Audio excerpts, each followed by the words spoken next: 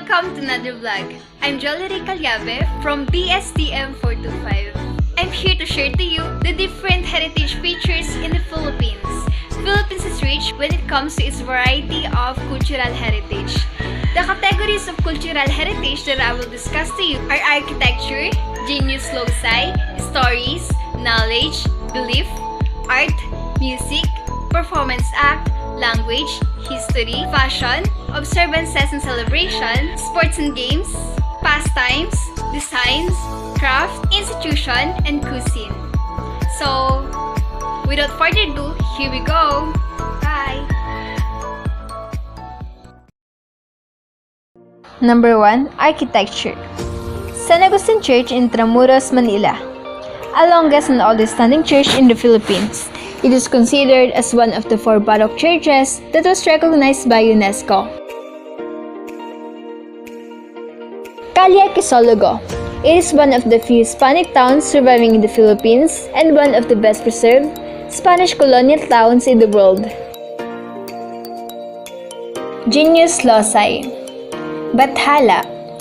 In ancient Tagalog, indigenous religion, Bathala may kapal is a transcendent supreme being, the originator and ruler of the universe, an enormous being with control over thunder, lightning, and earthquakes. It was after the arrival of the Spanish missionaries in the Philippines in the 16th century that Bathala may kapal came to be identified as a Christian god. Stories. The Turtle and the Monkey. It is a story about a turtle who needs monkey's help in getting the banana tree out of the river. But he's sorry later when greedy monkey demands more than his share of the fruit. Cora cooks pancit. It is a story about a girl named Cora who loves being in the kitchen. But she always gets stuck doing the kid jobs like licking the spoon. When her oldest sisters and brother head out, Cora finally gets the chance to be Mama's assistant chef. Mama decides to make pancit her favorite noodle dish. Knowledge. In the Philippines, traditional knowledge touches on almost a facet of the economic and social development of the community, from agriculture to literature and from customary law of arts and crafts. The good example of this is the Banawe rice terraces.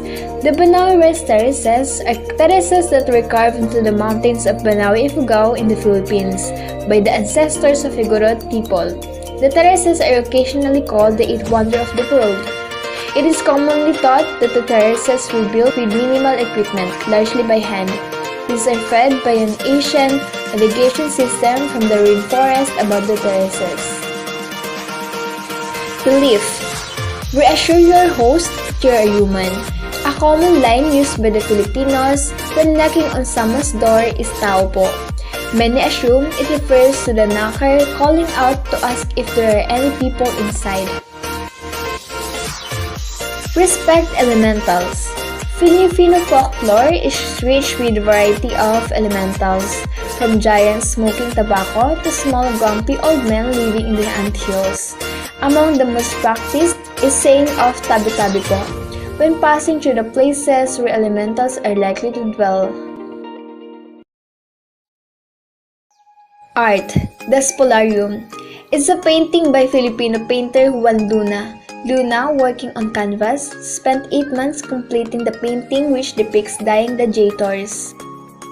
The Fisherman by Angkiyokok. The reference could be alluded to the parable where Jesus asked fishermen with empty catches to cast their nets into the sea, and to their amazement, the nets came up filled with bountiful harvest from the sea. Music. Pinoy pop or P-pop refers to a popular contemporary music in the Philippines, originating from the OPM genre. Example of this is Dadalhin.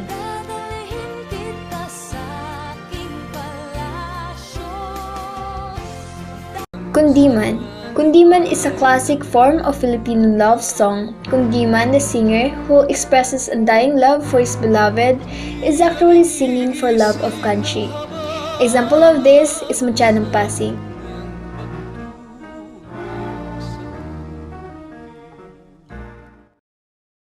Performance act. Noli Me Tangere, the opera. After the limited run back in 2017, this opera based on Rizal's revolutionary political novel with music and lyrics from two prolific and renowned national artists. This classic Filipino opera is political critique that remains very relevant today, even after being written a lifetime ago. Language. Tagalog is the second language by the majority of Filipinos that make up a quarter of the population of the Philippines. There are about 90 million speakers of Tagalog worldwide. Tagalog is one of the major languages in the Philippines. History.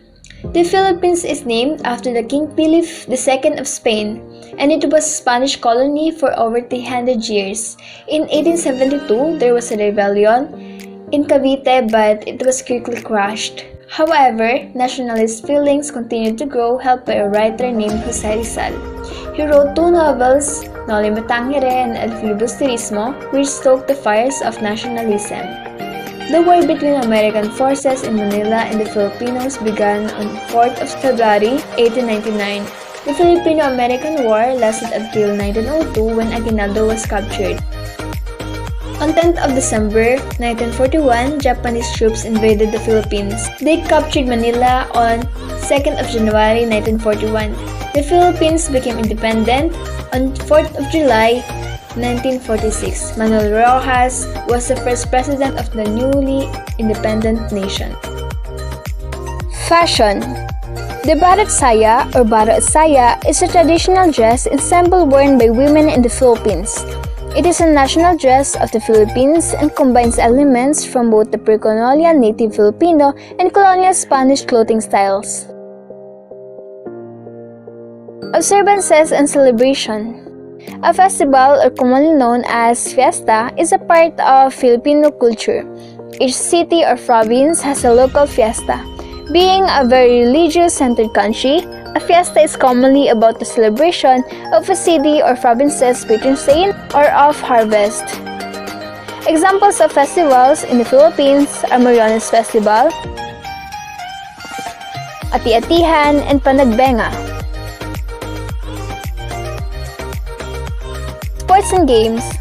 Arnis is a national martial art of the Philippines which emphasizes weapon-based fighting with sticks, knives, bladed weapons, and various improvised weapons.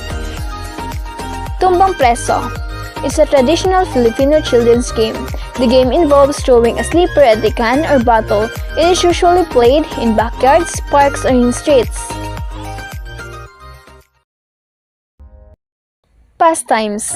Filipinos go to shopping malls not just to shop but also to dine, watch movies, while doing some window shopping at the same time. Cockfighting, sabong. An age-old pastime in the Philippines, it is a popular form of gambling, with many spectators betting on the outcome of the fights. Design. Kalinga Textile Designs.